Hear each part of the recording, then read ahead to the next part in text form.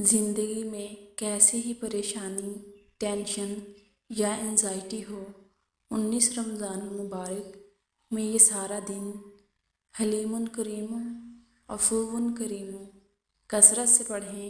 انشاءاللہ اس کے پڑھنے سے ہر قسم کی پریشانی، گھریلو الجھنیں ایسے دور ہوں گی کہ آپ خود حیران ہو جائیں گے۔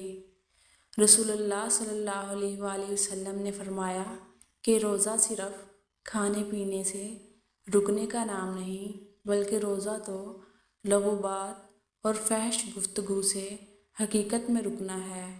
پھر اگر روزے کی حالت میں کوئی تمہیں گالی دے یا تمہارے ساتھ جاہلانہ طرز عمل اختیار کرے تو کہہ دیں کہ میں تو روزے سے ہوں، میں تو روزے دار ہوں، یعنی جس طرح روزے دار ہوں کہہ کر ان کاموں سے بچو گے، اسی طرح باقی زندگی ان سے بچنے کی عادت بنے گی۔ جو فحش، بے حیائی، لغو باتوں سے بچ گیا وہ باقی گناہوں سے بھی بچ جائے گا انشاءاللہ۔ اللہ تعالیٰ فرماتا ہے، اے لوگو جو ایمان لائے ہو، تم پر روزوں کو لکھ دیا گیا ہے، یعنی تم پر روزے فرض کر دیے گئے ہیں، جس طرح تم سے پہلے والوں پر فرض کیے گئے تھے، اس موقع پر کہ شاید تم برائیوں سے بچنے کی استطاعت پیدا کر سکو۔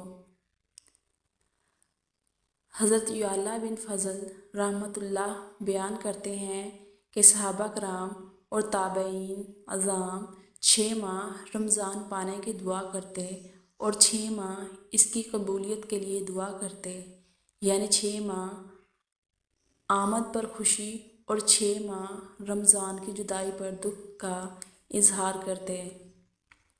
ایک بار موسیٰ علیہ السلام نے اللہ سے پوچھا کہ یا اللہ، جتنا میں آپ کے قریب ہوں، آپ سے بات کر سکتا ہوں، اتنا کوئی اور قریب ہے؟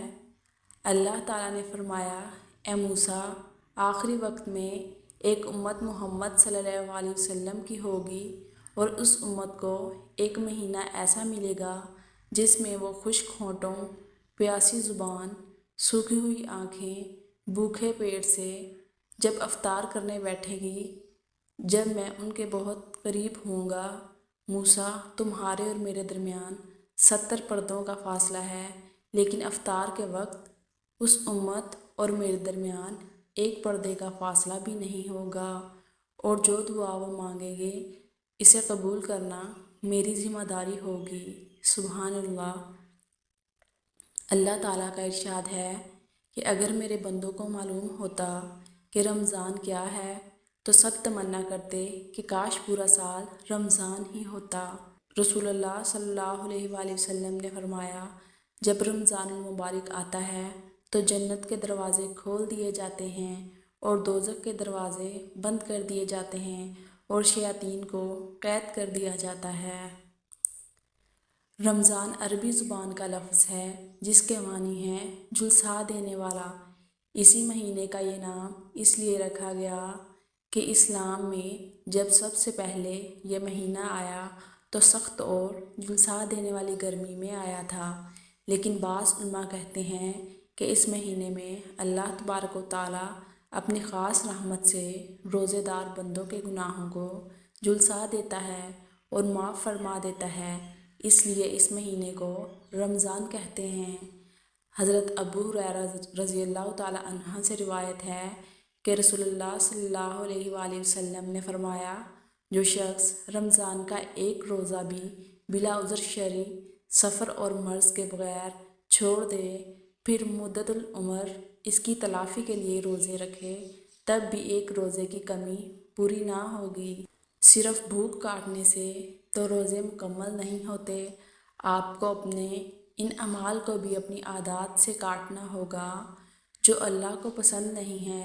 اور اللہ کو کون سی عادات پسند نہیں ہے؟ چغلی کی عادت، جھوٹ کی عادت، منافقت کی عادت، حسد کی عادت، تہمت لگانے کی عادت، بدگمانی کی عادت، اور ان عادات کو اپنانا ہوگا جن سے اللہ کو محبت ہے۔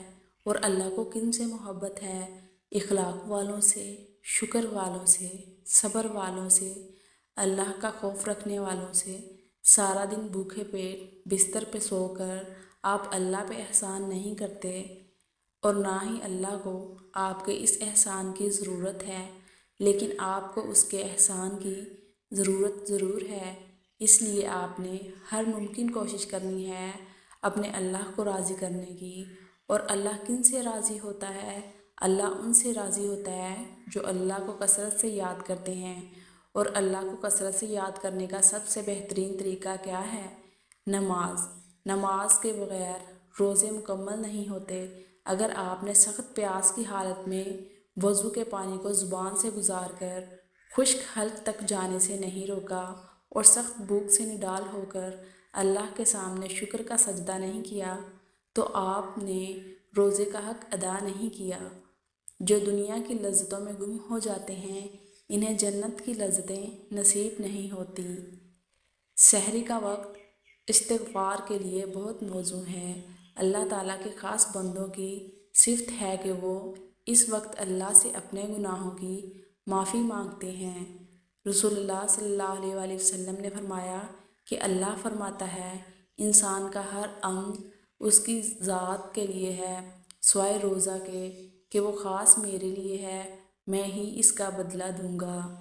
نبی صلی اللہ علیہ وآلہ وسلم نے فرمایا کہ جنت کا ایک دروازہ ہے جسے ریان کہتے ہیں، قیامت کے دن اس دروازے سے صرف روزہ دار ہی جنت میں داخل ہوں گے، ان کے سوا اور کوئی اس میں سے نہیں داخل ہوگا۔ پکارا جائے گا کہ روزہ دار کہاں ہیں؟ وہ کھڑے ہو جائیں گے، ان کے سوا اس سے اور کوئی نہیں اندر جانے پائے گا۔ اور جب یہ لوگ اندر چلے جائیں گے تو یہ دروازہ بند کر دیا جائے گا، پھر اس سے کوئی اندر نہ جا سکے گا۔ ہر مسئلے کے حل کے لیے یہ وظیفہ 19 رمضان المبارک میں ہر نماز کے بعد کریں۔ آپ نے اللہ الصمد 111 مرتبہ پڑھنا ہے اور چاہے پھر پورا رمضان پڑھتے رہیں۔ انشاءاللہ اس ماہ مبارک میں ہی آپ کی تمام پریشانیاں دور ہو جائیں گی۔ اگر انگلیوں پر پڑھیں تو بہت ہی اچھا ہے۔ خواتین سے اگر کچھ دن رہ جائیں تو وہ رمضان المبارک کے مہینے کے بعد پورا کر لیں۔